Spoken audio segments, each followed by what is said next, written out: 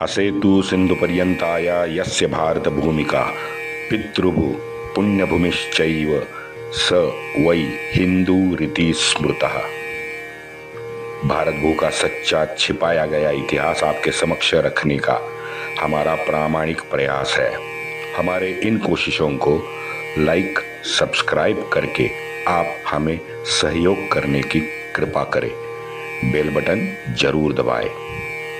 आज तक हमने इतिहास में ईसा पूर्व 326 से 1857 का कुछ अनदेखा अनसुना जो इतिहास है वो उजागर करने की कोशिश की है। इससे आगे निजाम, मराठा और राजपूतों का इतिहास शेष है। कृपया सहयोग करें, वरना YouTube से ये हमारा इतिहास भी ओझल होने की आशंका है। वंदे मातरम। जय श्री राम। योगेश अनंत काले सभी सुनने वालों को प्यार भरा नमस्कार। तारीख थी 10 मई 1857। बड़ा खुशनुमा और सामान्य दिन था। इतवार जो था, सारे अंग्रेज अपने परिवार के साथ संडे प्रेयर की तैयारी कर रहे थे। उनके घर में आज एक भी काला हिंदुस्तानी नौकर आया नहीं था। अब वैयक्तिक तौर पे किसी को ये आश्चर्य नहीं हुआ कि आज काला हिंदू नौकर काम करने के लिए आया ही नहीं है। असल में ये हुआ था कि सारे ब्रिटिशों के घर से उनके हिंदुस्तानी नौकर गायब थे। वहीं दूसरी जगह रात से राष्ट्रवीरों के गुट में चर्चा चल रही थी कि योजना को कैसे अंजाम दिया जाए। अगर बीच में बच्चे और महिलाएं तो क्या करे, बुजुर्ग आए तो क्या करे, सबको कैसे मारे। 20वीं इन्फेंट्री और 3री घुड़सवार पलटन, इन दोनों पलटन के वीर अब एक साथ आए थे। उन्होंने तय कर लिया कि जैसे ही फिरंगी चर्च के अंदर जाएंगे, एक साथ हर हर महादेव का नारा लगा के जो मिलेगा उसको काट के बिना समय गंवाए दिल्ली की ओर निकल पड़ेंगे। और दूसरा उसमें और एक गुट बना के उनको जेल में भेज के सारे अपने कैदियों को वहां से निकालेंगे। आखिरकार योजना सब तैयार हो गई। सुबह का वो इंतजार कर रहे थे। यहाँ सुबह में मीरत के आसपास जितने भी छोटे गांव थे ना, वहाँ बड़े सामान्य लोग रहते थे। उनमें से जो सामान्य युवा थे वो अपने पास जो भी शस्त्र है वो लेके अब मीरत की ओर आना शुरू कर दिए थे। अब पता नहीं, लेकिन ब्रिटिशों का जो खुफिया विभाग था जो वहां पे रह रहा था, शाम के 5 बजे तक, जब तक ये लोग चर्च में नहीं जाते, पता नहीं क्यों, लेकिन उनको इसके बारे में खबर ही नहीं लगी थी। ये सत्य है। उनको खबर ही नहीं थी कि गांव में एक भयंकर तूफान घुस आया है और जिसमें ये सब अंग्रेज गोरे उड़ जाने वाले हैं। 5 बज गए। बग्गियां, घोड़ा गाड़ी, पालकी, ये सब लेके अंग्रेज अफसर अपनी परिवार के साथ, महिला बच्चों के साथ चर्च में जमा हो गए। चर्च के बाहर एक साथ जब आए तो घंटी बजाई, अंदर जाने लगे। तभी पीछे से सभी दिशाओं से सिंह गर्जना हुई, हर हर महादेव, चलो मारो फिरंगी को। सर्वप्रथम जो जेल में एक गुट गया था ना, वहां पे उन्होंने अपने जितने भी बंद साथी थे उन सब साथियों को छुड़वाया, क्योंकि जेल के रक्षक भी हमारे राष्ट्रवीर ही थे। तो वो अपोज करने का प्रश्न ही नहीं उठता था। जैसे राष्ट्रवीर उनको दिखे, सारे जेल के दरवाजे उन्होंने खोल दिए। क्षणार्धात पूरी जेल इन्होंने खाली कर दी। अब इसी बंदियों में वो हमारे 2 दिन पहले जो 85 सैनिक थे जिनको कारतूस चबाने के इनकार करने पर कोर्ट मार्शल के तहत 10 साल की सजा हो गई थी, वो भी सब इनमें शामिल थे। तो वो और अन्य कैदी वो वहाँ जेल से निकले और ये हमारे यहाँ जो मैंने बताई कि 3वीं घुड़सवार और 20वीं इन्फेंट्री, वो बराकी से निकले। ये सब एक साथ चर्च की ओर दौड़ पड़े थे। 11वीं रेजिमेंट अब योजना के तहत अपने बराकी में तैयारी कर रही थी। उतनी ही समय उनका कर्नल था फीनिक्स, वो वहां पे आ टपका। रोजमर्रा की तरह ड्रिल वगैरह करवाने और अपना रौब झाड़ने के लिए बेसिकली वो आता जाता रहता था। जैसे फीनिक्स बराकी में घुसा, सारे उसके काले हिंदी सैनिक फीनिक्स पे झपट पड़े। 20वीं पलटन के एक सैनिक ने घोड़े पे बैठे फीनिक्स पर बंदूक तान दी। धड़ाम! फीनिक्स वहीं ढेर हो गया। जैसे शाम को 6:30-7 बजे मीरत के बाजार में सब जगह ये खबर पहुंची और एक ही हंगामा हो गया। मित्रों, मुझे विश्वास है कि वो हमारी जो 9 मई के बाजार में सैनिकों को कोसने वाली महिला होंगी ना, वो बड़ी खुश होंगी ये सब सुन के, क्योंकि उन्हीं की वजह से उनके मातृशक्ति ने हमारे राष्ट्रवीर जो सैनिक थे उनका पुरुषार्थ जगाया था, और इसका परिणाम फिर 10 तारीख को उन्होंने देखा होगा, वो महिला ने, तो वो बड़ी खुश हुई होंगी। लोग अब जो हथियार उनके हाथ में लगे ना, वो सब लेके मीरत में सड़क पे ऑलरेडी आ गए थे। जहां भी उनको गोरा दिखा उसके पीछे लग जाते थे। कुछ के पास तो तरकारी काटने वाले चक्कू भी थे। गोरों के ऑफिस, गोरों के बंगले, कुछ बड़ी इमारतें, सभी को स्वाहा कर दिया गया। और यह आश्चर्य की मित्रों बात है कि ये मात्र 3 घंटे में, मुझे 8:30 बजे शाम तक सभी राष्ट्रवीर दिल्ली की ओर ऑलरेडी कूच कर चुके थे। इनमें वो 85 हमारे बंदी बनाए कैदी भी थे। सौभाग्य से उस दिन एक भी राष्ट्रवीर वीरगति प्राप्त हुआ नहीं, और सभी मीरत के शहर में जितनी भी ब्रिटिशों की चिन्हांकित या फिर ब्रिटिशों के जिस वास्तुओं में ध्वज लगे थे, ये सभी वास्तुएं धू धू करके जलने लगी थी। योजना के तहत कुछ वीरों ने 5:30 बजे ही मीरत और दिल्ली में जो टेलीग्राम की तारें ब्रिटिशों ने बिछाई थी, वो तारों को उन्होंने तोड़ दिया था। जैसे अंधेरा बढ़ा तो रात को गोरों पर इन लोगों की सामान्य मीरत वासियों की आफदान पड़ी। गोरों में भाग दौड़ हो गई। जितने भी सैनिक या बंदी बनाए जो कैदी थे, उन्होंने तो 5:30 से 6:30 बजे तक चर्च में कांड ऑलरेडी कर चुके थे। 50 ब्रिटिश स्त्री पुरुषों को ऑलरेडी उन्होंने वहीं चर्च के अंदर ही मार दिया था, और वो ऑलरेडी निकले थे। तो इसका सीधा मतलब है कि 6:30 पौने 7 बजे से 9 बजे तक मीरत में जो हुआ वो सब स्थानिक सामान्य जनता ने किया। मीरत का कमिश्नर था ग्रिदेड़ तो अपने घर में ही था। अब लोगों का हुजूम अपनी ओर आते देख जबरदस्त घबराया। अंदर गया। अंदर अपने बटलर के उसने पांव पकड़े, और बटलर था हिंदू। सद्गुण विकृति। बटलर को पुण्य कमाना था।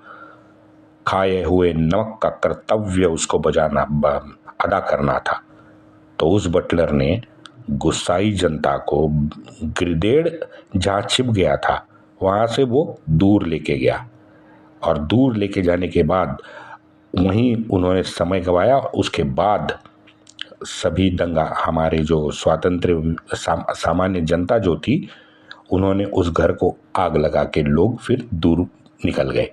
जैसे लोग दूर निकल गए, ग्रिदेड़ यहाँ घर के पिछवाड़े में आग में दहकते घर से पूरा परिवार लेके बाहर निकल गया और बटलर क्वार्टर में जाके छिप गया। मिसेस चेम्बर एक आधे आयु की यानी 40+ की एक मिसेस चेम्बर थी, चर्च से जुड़ी हुई थी। वो उतनी भाग्यशाली नहीं रही। भीड़ ने उसे बाल खींच के बाहर निकाला और बाहर लॉन में ही तलवार चाकू से वार करके उसको काट डाला। मित्रों, लेकिन फिर भी मैं बोल रहा हूँ, मिसेस चेम्बर को पर किसी ने बलात्कार उस दिन नहीं किया। हमें याद रखना चाहिए, क्योंकि भीड़ का चेहरा नहीं होता कहते हैं ना। हाँ, तो बलात्कार करके महिला की हत्या करने वाले का चेहरा नहीं होता है क्या? हाँ, होता है। हमने देखा है। हमारे वसई की, मुंबई की श्रद्धा, उसके जब 35 टुकड़े फ्रिज में रखे थे ना, वो रखने वाले का चेहरा था। कराची में कब्रिस्तान में मरी हुई औरतों को मारने के बाद जो बलात्कार करते हैं ना, उनका चेहरा होता है। हाँ, यहाँ पे एक मीरत का एक कैप्टन था, बटालियन में पलटन का एक कैप्टन था, उसका नाम था क्रेजी। अब इस क्रेजी ने एक नायाब तरीका निकाला, अपने बीवी बच्चों सहित खुद को मुंह पर, सारे अंग पर काला रंग ओढ़ लिया और फिर शाम होते ही घोड़ों के साथ उसने एक मंदिर में शरण ले ली। अब भाई, भगवान के प्रत्यक्ष घर में शरण लिए तो उसको कौन मार सकता है? पूरा का पूरा परिवार और कैप्टन बच गया। इसके बाद डॉक्टर एक क्रिशे था। अब डॉक्टर क्रिशे और वेटरनरी डॉक्टर सर्जन फिलिप्स, इन दोनों को मीरत के अस्पताल में के प्रांगण में ही पत्थरों से पीट के मारा गया। लेफ्टिनेंट टेम्पलर था, उसको पीट के लोगों ने फेंक दिया। लोगों को लगा कि मर गया है, लेकिन वो बेटा मरा नहीं था। इसी लेफ्टिनेंट टेम्पलर ने एक बहुत बड़ा लेख लिखा है उस दिन पर। पैट टेलर मैकडोनाल्ड को भगा के काट के मार डाला। पता नहीं जिन घरों में आग लगाई वहां अंदर कितनी गोरियां महिला अपने बच्चों के साथ जल के मरे होंगे, इसका कोई रिकॉर्ड नहीं है, लेकिन वो संख्या शायद काफ़ी होगी। जैसे पत्र व्यवहार के आज प्रमाण प्राप्त हुए हैं हस्तलिखित, उनसे शायद लगता है कि ये संख्या काफ़ी होगी। लोगों में सूडाग्नि पूरी तरह से धड़क रहा था। सामान्य जन अंग्रेजों के शवों को अपने पांव से ही रास्ते के बाजू ढकेल रहे थे। मुझे पता है कि आज अभी भी सुनने वालों के मन में वो दया, सहिष्णुता, करुणा, दुख, निराशा, मारने वालों के प्रति नफरत पैदा तो हुई होंगी, लेकिन क्या आपने ये महसूस किया है कि इतनी घृणा, नफरत हमारे सामान्य हिंदुओं में पैदा क्यों हो गई? ऐसा क्या किया था गोरों ने कि इन सामान्य हिंदुस्तानी की जनता उनसे इतनी घृणा करे? अत्याचार किए होंगे ना, अत्याचार किए होंगे तो उसका प्रतिशोध वो ले रहे थे। सामान्य को गुलाम समझना, उनके घर में युवा बेटियों को प्रताड़ित करना, उनको उठाना, बलात्कार करना, शहर में जाके उनको तवायफों को बेचना, ये काम अंग्रेज करते थे। उनकी अंग्रेजी पे मत जाओ। जो इस्लामी दरिंदे करते थे ये भी काम वही करते थे। आगे बताऊंगा उन्होंने क्या कांड किया है। रात को उनको जाके उठाना, किसी को भी जेल में बंद कर देना, किसी की भी जमीन हड़प लेना, ये सब गोरों को आज भारी पड़ रहा था 10 मई को। अगर आज हम वो उसके डिटेल देखेंगे ना, कि तो सावरकर जी ने अपने पुस्तक पे लिखे हैं, अगर उस डिटेल को देखें ना जो सावरकर ने लिखे हैं, तो ये गोरों की इतनी क्या कहेंगे, हम भी गोरों को इतनी गाली देंगे जितने हम सत्य हम अगर पढ़ेंगे जो सावरकर जी ने अपने पुस्तक में लिखा है। और ये हमें ध्यान रखना चाहिए कि मीरत शहर तो एक बड़ा सेंटर हुआ करता था, तो इतनी में कम संख्या में गोरे वहाँ थे नहीं, ज़्यादा संख्या में थे। उनके पास अच्छी खासी अपनी खुद की गोरी पलटन भी थी, और उनके पास वो तोप खाने वाली जो पलटन होती थी वो हमेशा गोरों को ही रखते थे। एक भी वहाँ पे हिंदी काला सैनिक हिंदुस्तानी, उनको अपॉइंटमेंट वहाँ पलटन में नहीं मिलती थी जो तोप खाने की थी। नेटिव की दूसरी घुड़सवारों की एक सैनिक टुकड़ी थी, वो भी उनके पास थी। जैसे मैंने कहा, ये राइफल, तोप और एक ड्रैगन पलटन उन्होंने तैयार की थी, जो अत्याधुनिक हथियार, उस वक्त के अत्याधुनिक हथियार से लैस थी। और वो सभी के सभी सिर्फ ब्रिटिश नहीं थे, तो यूरोपियन भी थे। हाँ, तो सारा का सारा असला जो था मीरत में, वो तो उनके हाथ में था। वो पलट के अगर वार करते तो जीतने की संभावना उनकी ज्यादा थी। लेकिन उससे भी महत्वपूर्ण यह है कि असला फौज से ये हमारे राष्ट्रवीर तो दिल्ली निकल पड़े थे। तो ये पलटने अगर असला लेके मीरत शहर में भी घुसती, उससे क्या होता, क्योंकि हम राष्ट्रवीर तो निकल पड़े थे। ये प्रत्यक्ष युद्ध का अनुभव और जो युद्ध नीति वगैरह होती है, वो गोरों के पास नहीं थी, जो भारत में भारतीयों से लड़ सके। उन्होंने युद्ध तो किया था, वो तो यूरोप में युद्ध किया था। हाँ, अब स्थानिकों से भी ये नहीं लड़ सकते थे। इन लोगों से यूरोपियन ट्रेंड सिपाही का लड़ना बड़ा आसान था, लेकिन स्थानिकों से नहीं। लेकिन घबराहट भी, उन्होंने भी, जितनी भी घबराहट ब्रिटिशों में उस रात को मीरत में हुई थी, तो वो लड़ नहीं पाए, ब्रिटिश वहां से भाग गए। नेटिव रेजिमेंट के कमांडर थे कर्नल स्मिथ। कर्नल स्मिथ अपने परिवार के साथ वहां से तुरंत भाग गया।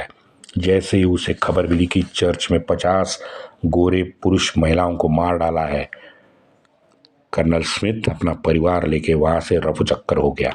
हमारे राष्ट्रवीर आराम से एक जुलूस की तरह दिल्ली के रास्ते चल पड़े थे। कहीं छिप छिपाए, चोरी छुपे वो नहीं गए।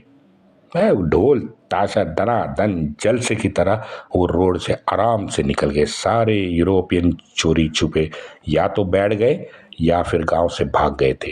ये हाल हुआ था 10 मई को मीरत में। दूसरे दिन दोपहर को पूरा का पूरा ब्रिटिश साम्राज्य थोड़ा होश में आया। तब उनको पता चला कि कल शाम एग्जैक्टली हुआ क्या है। रेड पैम्पलेट और सावरकर जी ने ये दोनों पुस्तकों में बहुत ही सरलता से इसकी बहुत डिटेल जानकारी इस दिन की दी है। अच्छा, उस दिन क्या क्या चला है, इसका भी रिकॉर्ड उन्होंने बता दिया है। तो ये सब, ये खुद रिकॉर्ड ऑफिस, पोस्ट ऑफिस, ये राजकोष का, गवर्नर जनरल का जो निवास था उसका ऑफिस, पूरी की पूरी जेल, 2 चर्च, इन सबको स्वाहा कर दिया गया था। गोरे अफसर के मकान तो बहुत थोड़े बहुत जो थे वो बचे हुए थे। सारों के घोड़े गायब हो चुके थे। टेलीग्राम की सारी लाइनें काटी गई थी। शाम को निकले ये हमारे राष्ट्रवीर। 11 की सुबह को लाल किले की प्राचीर तक पहुंच गए। फिर बाद में, जैसे मैंने परसों बताया कि बुढ़ा रमजान के दिन में नमाज पढ़ के सुबह सूर्योदय के समय पे खाना खा के वहाँ पे बैठा था, उसको बाहर लाए। अंदर से चांदी का सिंहासन था, उसको साफ सफाई करके उसको, चांदी के सिंहासन को उन्होंने बाहर लाया। ये बुड्ढे को वहाँ पे बिठाया और उसके ऊपर वो जो ताज होता है ना, वो इन्होंने पहनाया। गेट पे तब तक कुछ लोगों को हलचल दिखी, तो कुछ और सैनिक वहां गेट से जोर जोर से बोल रहे थे कि कुछ लोग खिड़की के पास भी बोल रहे थे। बहादुर शाह को आश्चर्य लगा कि भाई ये क्या चल रहा है, क्योंकि उसको तब तक ये पता नहीं चला कि ये इस तरह ये मुझे सल्तनते हिंद बना देंगे। अंदर से आवाजें, लाल किले के बाहर से आवाजें, खिड़की के पास से आवाजें, चौराहे तक जिसको कुत्ता नहीं पूछता था, आज जहां भी वो देख रहा था, सभी जगह सल्तनते हिंद, मुगल साम्राज्य में सम्राट बने बहादुर शाह बुड्ढे को सब सलाम कर रहे थे। वंदे मातरम।